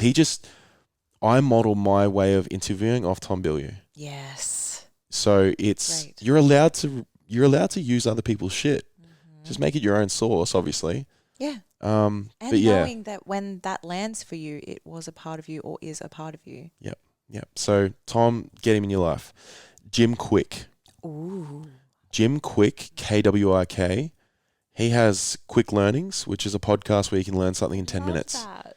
And you can speed it up to ×2. I'm at the point where I can listen to stuff at that fast Same. and take notes or just so here's a life-changing tip for anyone. Because we drive a lot, right? Yeah. The power of Siri is underutilized. Yeah, I know. So all you have to do... Admission, I definitely don't use Siri to my advantage. All you have to do while you're driving, so being safe, because I want safety at the cause here, is say, hey Siri, pause podcast or whatever. Hey Siri, press pause. Hey Siri, take a note. So take a note on what I just learned from Jim Quick. He'll say something profound about the brain or memory or whatever. And he said there's no such thing as a bad memory. I didn't know you could. There's just an unused memory. You just go, hey Siri, take a note. And he'll say, or she will say, what would you like to say? And I'll say exactly what Jim just said. And then that's a note that's left in my notes. Oh, my world just changed. Holy shit. Right? That's all I did on the way down the Gold Coast. I love this. I listened to a whole men's work podcast. I just learned something. And I took down 65 notes, Shan. That's amazing. That's 65 days worth of content. Literally, yeah. So Jim Quick changed my life. There's many more, but these are just the ones that have really hit me. Aubrey Marcus. Oh, yeah. Yep. Get some Aubrey in your life. The reason I love Aubrey is he's so real. He is spiritual, but he's also a businessman, which I believe are two of the same things. As much as people believe, if you're spiritual, you're not supposed to ask for money, et cetera, hold space. No, it does. Oh, the infinity. It is symbol. The infinity, right? Yeah, it's all in the currency. It's all intertwined. It's all connected. Right, so Aubrey Marcus, some of his podcasts, episodes, and YouTube channels have just... he was in the darkness for 7 days because he wanted to experience what it was like really within himself. Oh, I love that. Yeah, that's good. And he discovered some things about himself in that. Yeah. I'm not saying you should sit in the darkness for 7 days. Not right now if you've got some shit going on. But maybe spend 10 minutes by yourself in your cupboard with no anything on. Yeah, I got a cupboard where I do things in. Yeah. Okay. But just presence. My Sunday cupboard. That key, I love that. The key takeaway there is be in your presence at least once a day, I feel. Yeah. 2 minutes, 5 minutes, whatever it is. Reflection. Yeah. Aubrey, and number 5 for me was Andy Frisella. Oh, I don't know this one. Yo, Andy Frisella, MFCEO podcast. Okay. Will change your life. He's very masculine. Okay. Yeah. Very intense, very I don't give a fuck about your excuses. Get out there and do it. And I love flowing between those type of guys. Yeah, I like that. The Aubrey to the Andy. That's the perfect polarity. Aubrey to the Andy. Yeah, that's really cool. So those for me are 5 of the greatest resources that have helped me get to this point. Yep. But that's just 1% of what I've used. Yeah. For you, Shan, what are some books, podcasts, movies, mentors? So there's a guy on Instagram, and I need to look at my phone to read his last name because I don't know if I say it right. Anyway, his name is Stefano. Oh, I know you're talking about. Sifanandos, I think. How do you spell it? So his account is StefanoSSIFANDOS. I share something from him every single Monday, and it's usually really beautiful, spicy poetry. And he's a relationship masculinity coach. So he shares a lot about the divine feminine, the divine masculine, a lot about relationships.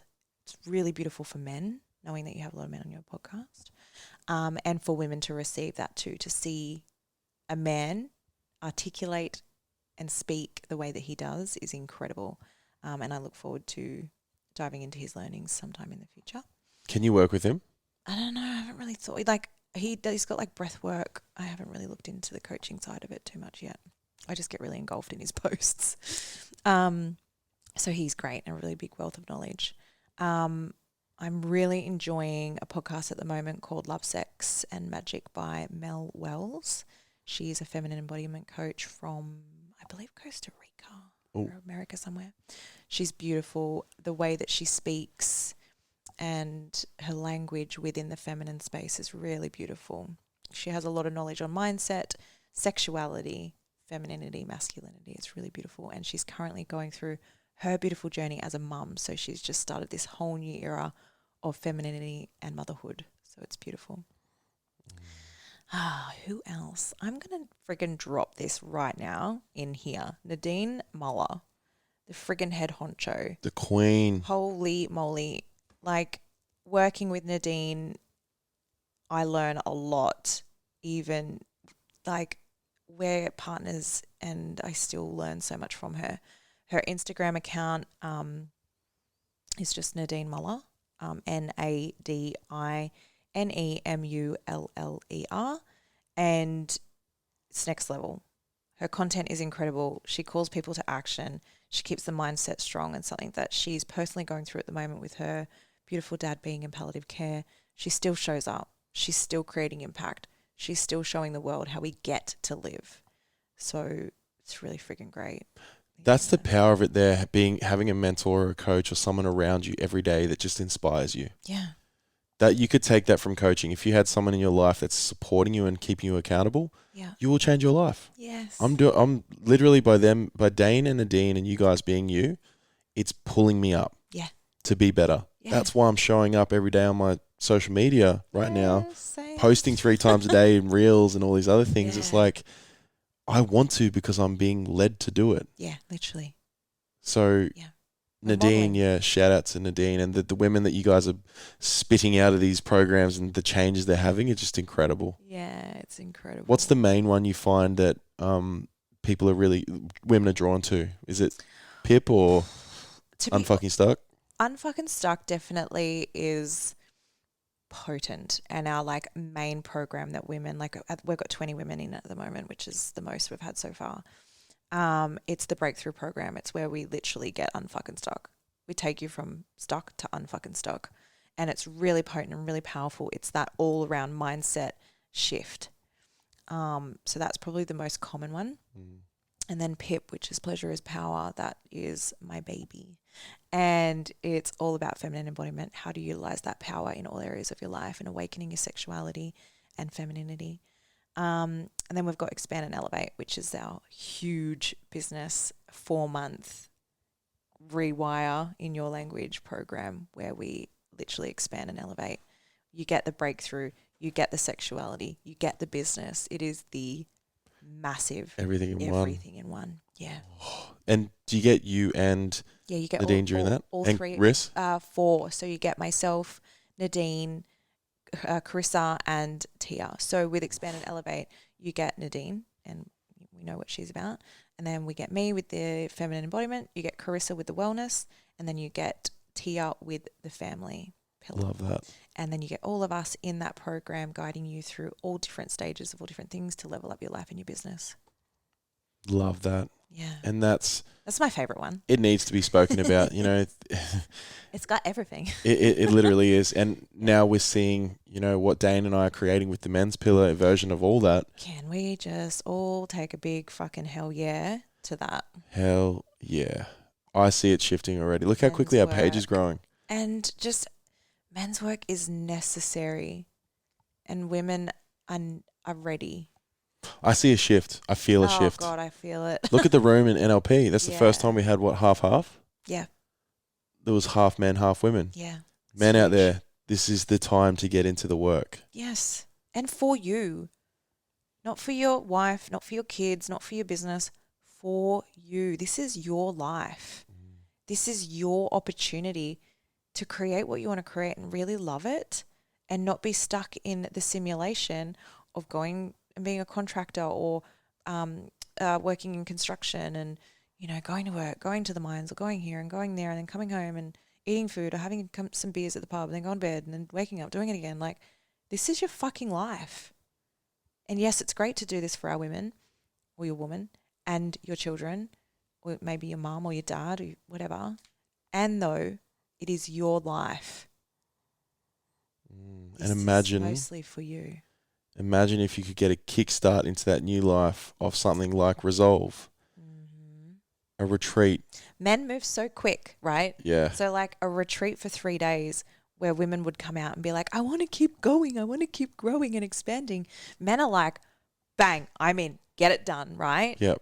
Because it's that solid foundation, that solid pillar of the masculinity. You just get in there and get it done. So a 3-day retreat for men, like in my mind, I'm just like, this is groundbreaking. It's brilliant. 100%. And we've already got a location. It's ready to go. Yeah. 9, 10, 11 December, I believe the dates are. And it's already got crazy interest. Pulling the trigger on men might take a little bit longer than women. I'm generalizing there from what I've seen, but I'm also seeing a lot of men just being like, yep, I'm in.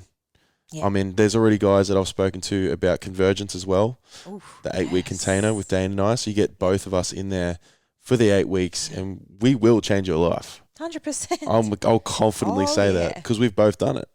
So we know how to do it. These men changed my life just by being in business with me. Yeah. Like I'm actually so excited for the men that step in and start working with you. Yep. And just know that you're the one riding it, not us. Yeah. We ride beside you. Yeah. You're doing the work. You're showing up. Yes. We're just showing you how. Full self-accountability. Yep. Yep. And then you have the opportunity to work with either Dane or myself one-on-one too. So there is so many options in that. We've also offering a 3-month as well. Have you got a mentorship? We got a 3-month mentorship, yo. Oh my Yeah. God. So I didn't know this. yeah. So Nadine thought how powerful it is when women work with her. Huge. Yeah. So it's huge. it was like, well, Dane and I should be doing the same thing because there's some elite men out there that are really doing well in business or something. Yep. And they just want that help with the foundation of things, whether it's relationships, life, health. And knowing as well, for everyone listening, like having the help within your business or your life or your relationship or whatever, it's all one. Your business is your life. Yep. Your life is your business. Your business is your relationship. Your relationship is your, like, it's all intertwined, going back to that infinity symbol. So why wouldn't you want to do the work to have it all integrating and flowing beautifully and easily for you? So on that, we've done 2 hours. We always do. That was amazing. Yeah, it was great. Holy crap. It finished perfectly. Yeah. Us being able to cap on infinity and what we're doing and what we are going to do. And, you know, the transition of myself. You've seen it, Shan. I've seen it with you. We've been able to go on this journey last almost 12 months. And guess what I just realized before? Oh, God, what? I got goosebumps. You were talking and I realized. So, for everyone that's listening that believes in this sort of stuff, when I rocked up to this Airbnb, I messaged Shan straight away. She was the first person I thought of. I stayed in the Airbnb next door to this one last year around this time when I was going through a big transition. Yeah. A huge transition. It's literally next door. Yeah. Not only did I book this without realizing this one, I just realized something else. I'm wearing the same shirt I did when we did our first podcast. You are too. I didn't even realize I did not plan this. It was just the shirt that was at the top of my bag. And I was like, yep, that'll do. Except So there's no Huggy Bear though. There's no dog. She's here in spirit. Maybe you're Huggy. Abs is Huggy. It made me realize that those 2 signs in themselves, this podcast episode is going to change people's lives. 100%. It's going to fuck people up in the best way. Yes. What we just did for the 2 hours. Ruffle all the feathers. Yeah, but so much value too. Like it was the understanding of that these are the things you're dealing with. Yeah. This is how you move through it. Yes. Because a lot of people will talk about the stuff. But they won't actually share. Because people will be like, tell me more. How do I fucking move through it? Like, what do I do? Yeah. And we just gave that to people. So know what we just did for you in 2 hours, what we could do with you for 2 months. 100%. And being fully tailored to you. right? And I will happily sit here and sell the shit out of our services because I know what it'll do for you. I've got no shame around it. No. If selling makes you feel icky, that's your shit that you need to work on. I like to say that a person sold is a person saved. Yeah, this is help. This is change. This is the impact that and I also and you want to have. people, like when you think about investment, like where in your life are you choosing to not believe that you are worthy of investment? Or, and here's another question on it. What would it mean if you did get the help and you did invest in yourself? What would that change for you? Next. What would happen? Would it mean you'd have no more excuses and you have everything you want in your life? What would that mean for you? Oof. The expansion. Right. So thank you so much, Shan. I love you so much. I love you, Abs. I love the listeners. And I really do love the listeners. You know, if I ever unintentionally ruffle any feathers, it's because I love you. Into the trigger. Yeah. Yeah. Lean into it. Message me. Are your best friends. They're like little messengers telling you what you need to work on. Don't convict me of a crime I didn't know I committed. Oh, another full circle. This is great. Speak it. Message me. Tell me, what did I bother you with? Let's talk about it. I'll help you with it. Shan will help you with it. 100%. Abby will help you with it. Yep. Abs, what's your Instagram handle? Oh, hang on. Is it Abigail Redgate? I can do this, guys. I've got my phone right here. Travis Cochran, the technician. Shannon Hotez, Abigail Redgate. We're all incredible NLP practitioners. Shan's a master coach. Abs and I are about to be one. Abby is Abigail, ABIGAIL _ Laura, LAURA _ Perfect. And I'll put that all in the show notes anyway, because this team here, even us three in this room, I know we can make huge impact. Yep. And you know, I'm gonna be having events like the masterclass. If you want to get a taste of what I can do for you, come to one of those. I'm going to do free events down the track because I want to be able to, like, I love what Liz does. This literally is a free event. Yeah, the podcast is always free. You know, I never want to charge for this because this is my way to give back. Mm-hmm. And if people hear me through this or hear my guests and they want to work with us, cool. But we're not forcing you to. We're not putting a gun to your head. Yeah. And though, do it. Yeah, fucking do it. But yeah, no, thank you so much, Shan. Thanks, Abs. And thank you for the listener for taking the time to now listen to an hour and 57 minutes of us talk, because that goes to show not only are you showing up for us, you're showing up for yourself. And that's huge. Yeah, 100%. Was there anything you wanted to finish off with? Oh, just giving so much love to the listener. Choosing you, right? Choosing you to invest in this 2 hours of your life to listen to this and going for it. Like the change has already begun. And if you want to be part of a bigger change, please share this. Share it with your friends. Share it on your stories. Tag us. Tag all three of us. Let us know how did it hit you? You know, help me grow as the technician and our guests to help you guys grow, to help our community grow, because the overall arching idea and impact for me is to rewire the unconscious of our community. Shift the mind, body, soul of our culture. That's what I'm about. That's what this guy right here is doing. This one with the big muscles. Thank you. So, you know, I do this, yes, for myself always. So everyone should do everything for themselves always. Yeah, 100%. With the intention of doing for others too. Yeah, the ripple effect from you. Be more of you. Be more of what you want to see in the world, and that will happen. So thank you. I love you. I love you. And enjoy, guys. We out. We out.